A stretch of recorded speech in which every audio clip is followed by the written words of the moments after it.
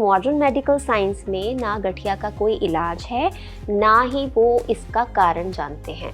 तो अभी हम आयुर्वेदिक पर्सपेक्टिव से अगर बात करें तो गठिया एक वात का रोग है कि आपका जो बॉडी है वो इम्बैलेंस से गुजर रहा है। और इम्बैलेंस भी कैसा, जहाँ पे वात डोमिनेंस है। जितना फ्लेक्सिबल लाइफस्टाइल एक रूमेटॉइड आर्थराइटिस का पेशेंट रखेगा वो उतना ही सही रहेगा। ठंडी चीज़ें बिल्कुल भी नहीं खानी है। वात बढ़ता है अगर वो बासी चीज़ें खाते हैं, तो हाई सोडियम, हाई शुगर ये सब चीज़ें बिल्कुल नहीं खानी है। No animal proteins. इस रूमेटॉइड आर्थराइटिस की प्रॉब्लम में हम फर्स्ट फेज डाइट में, खासकर फर्स्ट फेज डाइट और कई बार सेकंड फेज डाइट तक भी हम लोग एनिमल प्रोटीन्स बिल्कुल बंद कर देते हैं। नमस्कार, सेहतनामा देख रहे दर्शकों का स्वागत। सबसे पहले गुजारिश, सेहतनामा को सब्सक्राइब ज़रूर करिए अगर अभी तक सब्सक्राइब नहीं किया है तो। और आज सेहतनामा में एक बार फिर हम बात करेंगे गठिया रूमेटॉइड आर्थराइटिस पर। फंक्शनल मेडिसिन एक्सपर्ट और डाइटिशियन सारिका शर्मा हमारे साथ है। आज वो हमें बताएंगी वो चीज़ें जो आपको गठिया है तो नहीं करनी, ताकि आप जल्दी से जल्दी ठीक हो सके। बहुत बहुत स्वागत सारिका। सो रूमेटॉइड आर्थराइटिस, गठिया पर हमने आपके साथ बहुत सारे वीडियोस बनाए हैं। डिस्क्रिप्शन में लिंक दिया हुआ है, वो आप देख सकते हैं। और उससे सारिका बहुत लोग लिख रहे हैं कमेंट में कि उससे उन्हें बहुत फ़ायदा भी हो रहा है। और आज आप हमें बताने वाली हैं कि गठिया हो तो क्या 5 चीज़ें ना करें। तो रूमेटॉइड आर्थराइटिस, जिसको गठिया कहते हैं, सभी जानते हैं कि ये किसी भी उम्र में हो सकता है। इसके ऊपर हमने काफ़ी चर्चा की है और आई होप कि हमारे सारे दर्शकों को सारी नॉलेज हो ही गई होगी इस चीज़ के बारे में कि कैसे रूमेटॉइड आर्थराइटिस अलग है ऑस्टियोआर्थराइटिस से। ऑस्टियोआर्थराइटिस जो हमने पिछली बार भी डिस्कस किया था। तो रूमेटॉइड आर्थराइटिस एक इन्फ्लेमेशन की बीमारी है। इन्फ्लेमेशन जब भी बॉडी में होती है तो बहुत इम्पॉर्टेंट है ये जानना कि हमें इन्फ्लेमेटरी फूड नहीं खाना है। तो आज हम बहुत ही ब्रीफली 5 ऐसी चीज़ें हम डिस्कस करते हैं जो गठिया के मरीज़ों को बिल्कुल भी नहीं करना चाहिए। अब आयुर्वेदा का पर्सपेक्टिव यहाँ पे लेना बहुत ज़्यादा ज़रूरी है, क्योंकि मॉडर्न मेडिकल साइंस में ना गठिया का कोई इलाज है, ना ही वो इसका कारण जानते हैं। मॉडर्न मेडिकल साइंस में अगर आप डॉक्टर के पास जाते हैं तो वो आपको इम्यूनोसप्रेसेंट्स, पेन किलर्स, स्टेरॉइड्स और मीथोट्रिक्सेट, फॉलीट्रेक्स ये सब आपको लिख के देते हैं, जो कि बहुत ही ज़्यादा हार्मफुल है इन द लॉन्ग रन। ठीक है, तो अभी हम आयुर्वेदिक पर्सपेक्टिव से अगर बात करें तो गठिया एक वात का रोग है। वात का मतलब वायु, मतलब ये कि आपका जो बॉडी है वो इम्बैलेंस से गुजर रहा है। और इम्बैलेंस भी कैसा, जहाँ पे वात डोमिनेंस है। अब जहाँ वात डोमिनेंस होता है वहाँ पर वेग यानी वायु क्या करती है, वायु के पास एक वेग है, यानी वात वायु को बोलेंगे, वो आपके जितने भी टॉक्सिक बिल्डअप है, आपकी टॉक्सिसिटी को सारा वेग के थ्रू छोटे छोटे जॉइंट्स में जाके सेटल करती है और वहाँ भयंकर दर्द होता है। इतना भयंकर दर्द होता है, पेन किलर्स जितना मर्जी स्ट्रॉन्ग ले लीजिए, आपको इसमें आराम नहीं आता, उल्टा उसकी डोज बढ़ती जाती है। तो इस पे काम करना हमें बहुत ज़्यादा ज़रूरी है जब हमें पता है कि ये वात का रोग है। तो 5 चीज़ें ऐसी क्या नहीं करें। सबसे पहले जैसे ही मरीज़ डॉक्टर के पास जाता है तो उनको कई डॉक्टर कहते हैं आप आराम कीजिए। आराम बिल्कुल नहीं कीजिए। गठिया के मरीज़ को नहीं बैठना चाहिए, उसको अच्छी तरह से एक्सरसाइज करनी चाहिए। अगर उसके मान लीजिए नकल्स में प्रॉब्लम है तो उसको लगातार अपनी यूँ एक्सरसाइज करनी ज़रूरी है। उसको मोबाइल रहना ज़रूरी है, उसको योगा करना ज़रूरी है। जितना फ्लेक्सिबल लाइफस्टाइल एक रूमेटॉइड आर्थराइटिस का पेशेंट रखेगा वो उतना ही सही रहेगा और उसको डिफॉर्मिटी होने के चांसेस भी घटते जाएंगे। रूमेटॉइड आर्थराइटिस की बीमारी के कुछ स्टेजेस होते हैं, राइट। अगर बहुत ही शुरुआती बीमारी है तो हम इसको बड़ी ही आसानी से ठीक कर सकते हैं। कुछ पेशेंट्स हमारे पास जो आते हैं वो पिछले 20-20 साल से अंग्रेज़ी दवाइयाँ खा के टेढ़े मेढ़े होकर आते हैं, मतलब डिफॉर्मिटी हो चुकी होती है। ऐसी डिफॉर्मिटी होती है कि उंगलियां ब्लैक एंड ब्लू होके टेढ़ी हो चुकी होती हैं।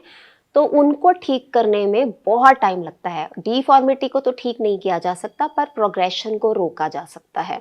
तो बहुत इम्पॉर्टेंट है दूसरी चीज़, वायु का रोग है, ठंडी चीज़ें बिल्कुल भी नहीं खानी है। अब ठंडी चीज़ें यहाँ पे दो तरीके की आ जाती हैं। एक, रेफ्रिजरेटर में रखी हुई स्टोर की हुई कोई चीज़ नहीं खानी है, ठीक है। अभी आपको वात से बचना है तो वादी चीज़ें नहीं खानी है। फॉर एग्जाम्पल, जितनी भी चीज़ें आपने बनाई 3 घंटे के अंदर उसको फ्रेश खा के ख़त्म कीजिए। आप उसको अगर फ्रिज में रखेंगे तो उसमें वात बनता है और उसके बाद जब आप उसको गर्म करके खाते हैं तो गठिया के मरीज के लिए वो और भी ज़्यादा हानिकारक है। बासी चीजें नहीं बासी चीज़ें खाना नहीं खाना बिल्कुल गठिया नहीं, के मरीजों को। बिल्कुल बासी भी नहीं खाना, और रेफ्रिजरेटर से फ्रिज से निकला हुआ ठंडी चीज़ें, आइसक्रीम, ठंडा पानी, सब नहीं लेना है, ठीक है। तीसरी चीज़, जो खट्टी चीज़ें होती हैं वो भी वात बढ़ाती हैं। तो गठिया के मरीज़ों की स्टेज को देखते हुए हम उनके लिए खटाई निर्धारित करते हैं कि ये मरीज़ नींबू की खटाई खा सकता है, ये नहीं खा सकता, ये आम खा सकता है या ये नहीं खा सकता, ये आंवला भी नहीं ले सकता या ये ले सकता है, ये हम उस तरीके से निर्धारित करते हैं। तो इन जनरल जितने भी रूमेटॉइड आर्थराइटिस के पेशेंट्स हैं वो खट्टी चीज़ों से बचें। खट्टी चीज़ें भी नहीं, अचार भी नहीं, प्रोसेस्ड और पैकेज्ड फूड से बचें।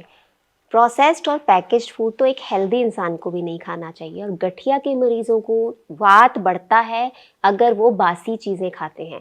आपने देखा होगा पैकेट में पड़ी हुई चीज़ें की एक्सपायरी 1.5-2 साल तक नहीं होती है और वो यूं ही शेल्फ्स पे पड़ा रहता है। तो हाई सोडियम, हाई शुगर, ये सब चीज़ें बिल्कुल नहीं खानी है। इसमें आपकी रिफाइंड शुगर भी आ जाती है कि आप रिफाइंड शुगर क्यों नहीं खानी है, क्योंकि ये चीज़ें इन्फ्लेमेशन को बहुत बढ़ाती हैं। और रूमेटॉइड आर्थराइटिस के पेशेंट्स में हमारा फर्स्ट टारगेट होता है उनकी इन्फ्लेमेशन को कम से कम करते हुए ख़त्म करना, तभी हम बीमारी को कंट्रोल में ला सकते हैं। पांचवी चीज़, डेयरी प्रोडक्ट्स हम बिल्कुल बंद करवा देते हैं। डेयरी प्रोडक्ट्स क्यों नहीं खाने? बिकॉज डेयरी जो होती है उसमें कुछ इस तरह के प्रोटीन्स होते हैं जो रूमेटॉइड आर्थराइटिस के पेशेंट्स नहीं टॉलरेट कर पाते, बिकॉज उनकी गट लाइनिंग ऑलरेडी डैमेज्ड होती है। और जितने भी ये डेयरी प्रोडक्ट्स होते हैं ये मेटाबॉलिक वेस्ट बहुत ज़्यादा छोड़ते हैं, इसीलिए हम लोग डेयरी प्रोडक्ट्स नहीं देते हैं। ना दही खानी है, ना पनीर, ना दूध, बिल्कुल, चाय भी नहीं, कॉफ़ी भी नहीं। Sixth, no animal proteins. इस रूमेटॉइड आर्थराइटिस की प्रॉब्लम में हम फर्स्ट फेज डाइट में, खासकर फर्स्ट फेज डाइट और कई बार सेकंड फेज डाइट तक भी हम लोग एनिमल प्रोटीन्स बिल्कुल बंद कर देते हैं। Animal proteins, yes, animal proteins में आपके डेयरी प्रोडक्ट्स भी आते हैं बिकॉज वो भी एनिमल प्रोडक्ट है। और आपका फिश, चिकन, मटन, ये सब आप नहीं, एग्स भी नहीं, बिल्कुल नहीं खा सकते हैं। तो ये फर्स्ट और सेकंड फेज में हम करते हैं, लेकिन जो नॉन वेजिटेरियन है उनका हमें फिर से रीइंट्रोड्यूस करवाना होता है। तो उनका एक बार गट पे पूरा काम करके तब हम धीरे धीरे ग्रेजुअली हर चीज़ को सही कॉम्बिनेशन और सही अनुपात में पेशेंट के वेट, एज और बहुत सारी डिटेल्स के हिसाब से रीइंट्रोड्यूस करते हैं। सो जो चीज़ें बंद कर रहे हैं वो आज बंद करें, ऐसा नहीं कि ज़िंदगी भर के लिए बंद हो जाएंगी। बिल्कुल, हो सकता है कुछ महीने, कुछ साल बंद करने के बाद जब आप फिर से पहले वाली कंडीशन में आ सकते हैं। बिल्कुल, हर बीमारी का इलाज है, लेकिन उसकी स्ट्रेटजी सही होनी चाहिए। क्योंकि मैं हमेशा कहती हूँ, treat your food like a medicine, ताकि आपको मेडिसिन की ज़रूरत ही ना पड़े। बिल्कुल। जो गठिया के मरीज़ हैं वो भरोसा रखें, विश्वास रखें, कुछ चीज़ों पर स्ट्रिक्ट रहना पड़ेगा, डाइट, बिल्कुल, और बाकी और जो चीज़ें जो हमने आपके साथ पहले एपिसोड्स में बताई हैं जी, तो ये बीमारी ठीक हो सकती है। रूमेटॉइड आर्थराइटिस को ठीक करना बहुत मुश्किल है, सबसे ज़्यादा मुश्किल रोगों में आता है।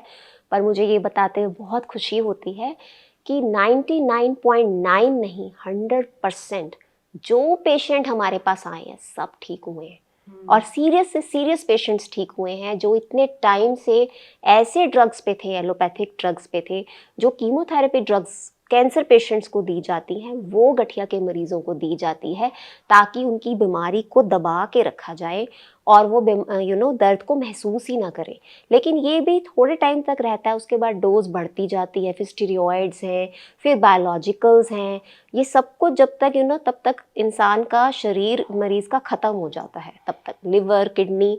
तो इस टाइप के भी पेशेंट्स जब आते हैं तो हमारे लिए सबसे बड़ा चैलेंज है कि हमारा काम ही है डाइट से ठीक करना, प्राइमरली हम डाइट से ठीक करते हैं। इसीलिए आपको फंक्शनल मेडिसिन एक्सपर्ट जी। कहते हैं। तो जब पेशेंट की किडनी और लिवर ही कॉम्प्रोमाइज्ड है तो हम लोगों की मेहनत और बढ़ जाती है।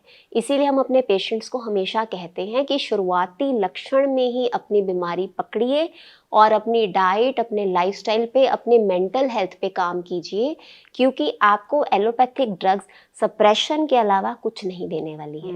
और that लक्षण is- क्या है हाँ, गठिया के, वो हम इससे पहले के एपिसोड्स पे बिल्कुल डिस्कस कर चुके हैं। डिस्क्रिप्शन में लिंक दिया हुआ है, आप वो देख सकते हैं। जी। Thank you so much for Thank this you. Important information.